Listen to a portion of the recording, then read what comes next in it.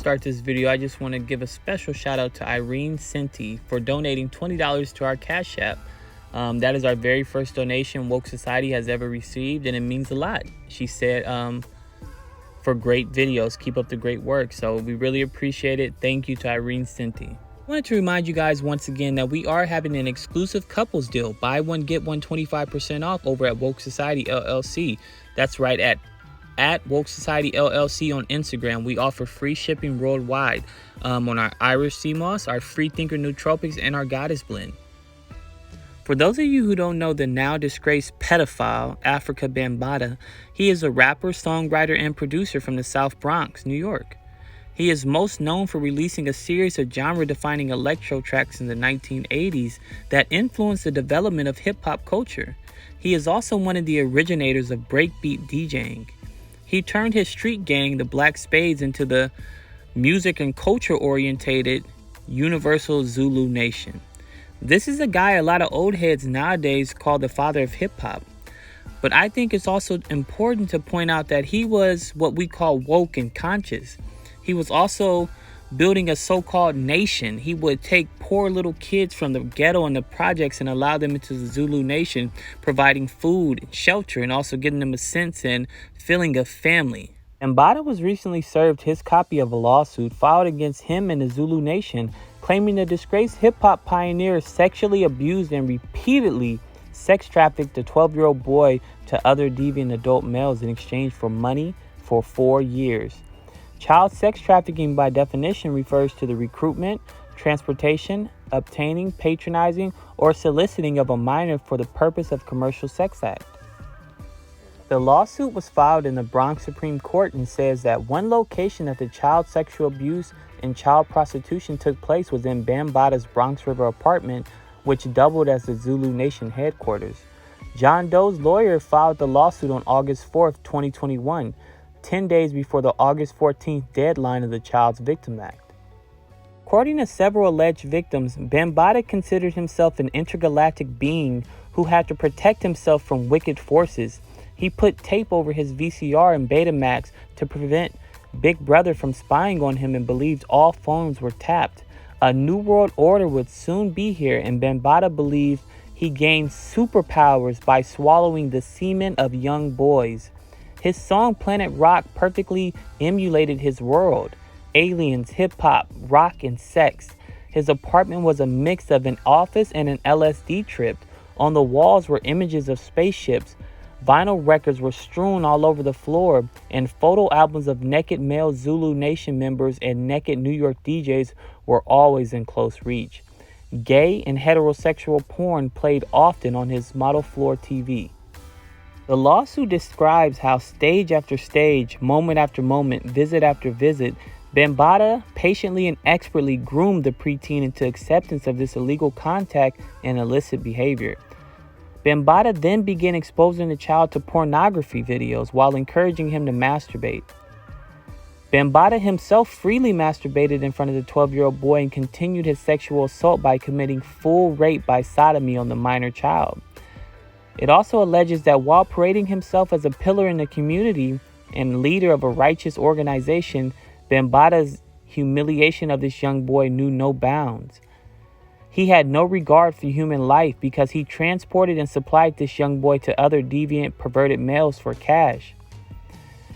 This is the definition of sex trafficking. The lawsuit says BAMBAATAA even took the young boy to other locations where he watched other adult men sodomize the child for money. Now, I want to point out something to you guys. When Bam would say he believed he gained superpowers by swallowing the semen of young boys, if you guys watched the video I did on Tony Hawk and Aleister Crowley, you would know that that's where that form of thought in the modern day occult came from. Crowley, who was initiated to the highest levels of Freemasonry and a high priest of secret society, the Golden Dawn, preached that, quote, a white male child of perfect innocence and intelligence makes the most suitable victim. Divine blood sacrifices are very powerful in the occult. The elite today drink the blood of babies to age slowly and gain more mystical powers. Crowley sacrificed and sodomized young boys to elevate his spells and magical powers. Animal sacrifices are child's play compared to human sacrifices, right? This is all in the occult world. I just wanted to point that out. So when we see Bambaataa telling his victims that he believed he gained superpowers by swallowing the semen of young boys, we know it comes from him heavily studying the occult in ancient civilizations. He was without a doubt an occultist.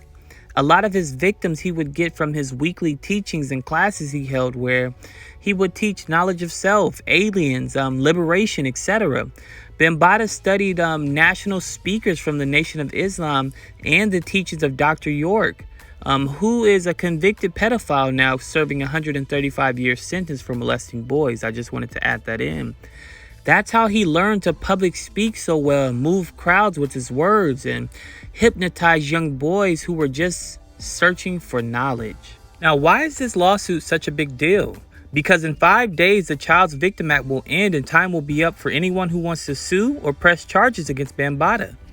Back in 2016, several other people came out saying how Bambaataa molested them as children. One of them was Hassan Campbell, who stated just like the recent lawsuit, Bam started by introducing him to porn. Then it escalated to giving him head, etc. He stated when you would walk into Bam's house, there would be a lot of people in there. So of course you would walk in and shake hands, he said. Everyone's hands would be greasy and covered in Vaseline because everyone would be doing or partaking in homosexual activity. He said you would walk around and you would see Vaseline, 6-7 jars of Vaseline. There's one on the counter, there's one in the kitchen, there's one in the bedroom. Another victim who's spoken out is Ronald Savage, aka Bee Stinger of the Zulu Nation. He stated Bambaataa started molesting him at just the age of 14. He would isolate him in his car, and one day he just pulled out his penis and started jacking it off.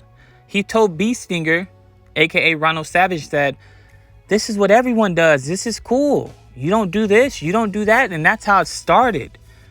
Now, after that, they would always give each other oral sex and jack each other off in the car.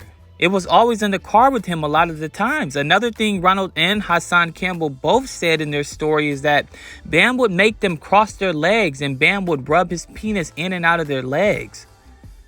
Wow. Guys, I believe Bambaataa needs to pay for what he's done. Now, I also want to add that a member called Pepsi, she's a girl, she was a member of the Zulu Nation. She came out and she stated, Bambaataa is the way he is because he was raped by 2 twin males. He was gang raped by 2 twin males as a kid when he was like, preteen.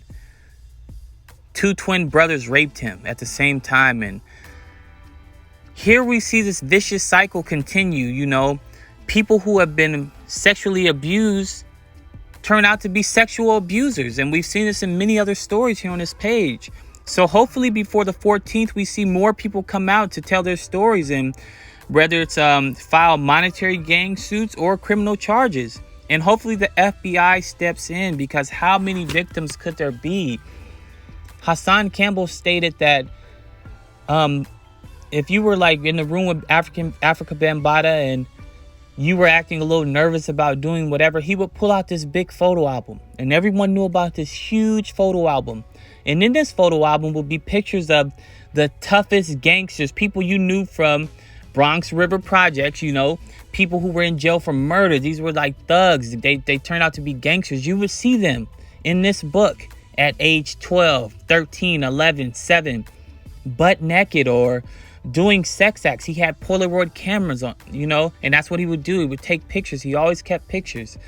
And he would think like, the kid sitting on the bed would say, oh, well, blah, blah, blah's in here. Tough guy from our neighborhood's in here. And that's how it would happen. Hassan Campbell said in one of the early stages of Bam trying to start messing around with them, they were in there lifting weights. And Bam said, oh, take off your shirt. Let me see your muscles. And he would pull out his Polaroid camera and start taking pictures. Like, comment, subscribe. This is another powerful video by Woke Society. No one's doing what we're doing. I hope you guys really appreciate these videos. Share with your friends and just keep helping us grow. Thank you.